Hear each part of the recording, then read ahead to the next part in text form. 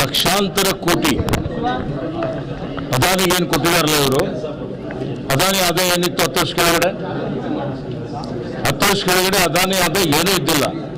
ಇಡೀ ದೇಶದಲ್ಲೇ ಎಲ್ಲಕ್ಕಿಂತ ಶ್ರೀಮಂತ ಆಗ್ತಾನೆ ಅದಾನಿ ಅಂತ ಹೇಳಿದ್ರೆ, ಇಡೀ ದೇಶ ಅದಾನಿಗೆ ಅಂಬಾನಿಗೆ ಮಾರಾಟ ಮಾಡ್ತಾ ಇದ್ದೀರಿ. ಮತ್ತೆ ನೀವು ನಮಗೆ ಕೇಳ್ತೀರಿ, ನಿಮ್ಗೆ ಏನೋ ನೈತಿಕತೆ ಇದೆಯಾ? ಮತ್ತು ರಾಹುಲ್ ಗಾಂಧಿಯವರು ಅಥವಾ ಗಾಂಧಿ ಪರಿವಾರದವರು ಈ ದೇಶಕ್ಕಾಗಿ ತ್ಯಾಗ ಮಾಡಿದ್ದಾರೆ, ಬಲಿದಾನ ಕೊಟ್ಟಿದ್ದಾರೆ, ಜೀವ ಕೊಟ್ಟಿದ್ದಾರೆ. ಗೊತ್ತಾ? ನೀವು ಏನು ಕೇಳ್ತೀರಿ? ಇವತ್ತು ಕಾಂಗ್ರೆಸ್ ಪಕ್ಷ ಏನಿದೆ, ಸಂಬಿತ್ ಪಾತ್ರ ಇವ್ರೇನು ಕೆಲಸ ಇಲ್ಲ. ಇವ್ರ ದಿನ ಒಂದೊಂದು ಇವ್ರದ್ದೇನು ಡ್ರೆಸ್ ಹಾಕೋತಾ ಇದಾರಲ್ಲ, ಅದು ಎಷ್ಟು ಬೇರೆ ಡ್ರೆಸ್ ಹಾಕೋತಾ ಇದ್ದಾರೆ ಜನರಿಗೆ ತಿಳಿಸ್ಲಿ ಇವರು. ಇವತ್ತು ವಿದೇಶ ಯಾತ್ರೆ ಇವ್ರೇನು ಮಾಡ್ತಾ ಇದ್ದಾರೆ, ಎಷ್ಟು ಖರ್ಚಾಗ್ತಾ ಇದೆ, ಈ ಪ್ರಚಾರಕ್ಕೆ ಎಷ್ಟು ಖರ್ಚಾಗ್ತಾ ಇದೆ ತೋರಿಸ್ಲಿ ಇವರು. ಇವರು ಬರೋ ಎಲ್ಲ ಸುಳ್ಳು, ಮೋಸ, ವಂಚನೆ, ಒಂದೋ ಮಾತು ಕೊಟ್ಟಿದ್ದೀನ ನಿಭಾಯಿಸಿದ್ದಾರ. ಇವತ್ತು ಕಪ್ಪಳ ತಂದ್ರ, ಆದಾಯ ಡಬಲ್ ಮಾಡಿದ್ರ, ಹೆಚ್ಚಿಗೆ ಮಾಡಿದ್ರ, ರೈತರ ಆದಾಯ ಡಬಲ್ ಆಯ್ತಾ? 2022 ಏಳಿಗೆ ಮನೆ ಕೊಡ್ತೀವಿ ಅಂತ ಹೇಳಿದ್ರು, ಕೊಟ್ಟರೆ ಮನೆ ಏನು ಮಾಡಿದ್ದಾರೆ?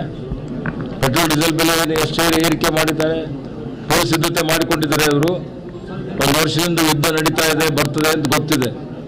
ಇವತ್ತು ಬಂದು ಚಿನ್ನ ತಗೋಬಾಡ್ರಿ, ಇವತ್ತು ಪೆಟ್ರೋಲ್ ಕಮ್ಮಿ ಖರ್ಚು ಮಾಡಿರಿ, ಅಡುಗೆ ಕಮ್ಮಿ ಖರ್ಚು ಮಾಡಿರಿ, ಬಂದಿದ್ದು ಮಾಡಿರಿ. ಮತ್ತೆ ಏನು ಮಾಡ್ತಾರೆ? ನಾವು ಭ್ರಷ್ಟಾಚಾರ ಬಗ್ಗೆ ಮಾತಾಡ್ತೀರಿ. ಅಜಿತ್ ಪವಾರ್ 75,000 ಕೋಟಿ ಲೂಟಿ ಹೊಡೆದಿದ್ರು ಅಂತ ಹೇಳಿದ್ರಿ, ಅವ್ರಿಗೆ ಉಪಮುಖ್ಯಮಂತ್ರಿ ಮಾಡಿದ್ರಿ.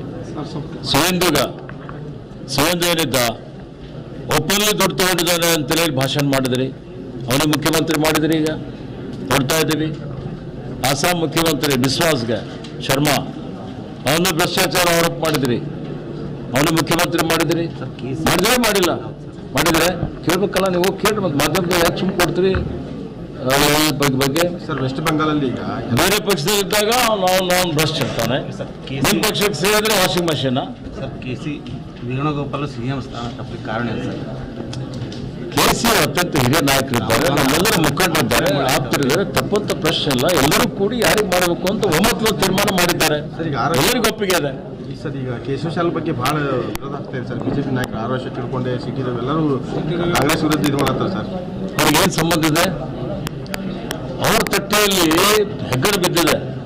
ಬಿಜೆಪಿ ಸಂಪೂರ್ಣ ನಾಶ ಆಗಿದೆ ಕರ್ನಾಟಕದಲ್ಲಿ. ಒಬ್ಬರೊಬ್ಬರು ಕಾಲು ಹಿಡಿದುಕೊಂಡು ಬೈದಾಡ್ಕೊಳ್ತಾ ಇದ್ದಾರೆ. ಅದು ಸುಧಾರಣೆ ಮಾಡ್ಕೊಳ್ಳಿ. ನಮ್ಗೇನು ಹೇಳ್ತಾರೆ ಅವರು? ಅವಕಾಶ ಕೊಟ್ಟಿಲ್ಲ ನಮ್ಮ ಶಾಲಾ ಕಾಲೇಜಲ್ಲಿ. ಇದು ಬೇಕಂತ ರಾಜಕೀಯ ಮಾಡಿದ್ದಾರೆ. ಯಾರು ಅವಕಾಶ? ಒಂದು ಓಲೈಕೆ ಒಂದು ಮುಸ್ಲಿಂ ಎಲ್ಲ ಸುಳ್ಳು. ಅವರಿಗೆ ಬರೀ ಅವರು ದೃಢೀಕರಣ ಮಾಡಲಿಕ್ಕೆ, ಸಮಾಜ ಹೊಡೆಯುವಂಥ ಕೆಲಸ ಮಾಡುವಂಥದ್ದು ಅವ್ರು ಬಿಡಬೇಕು. ಅವರೆಲ್ಲ ನಕಲಿಗಳಿದ್ದಾರೆ. ನಡೀಲಿ.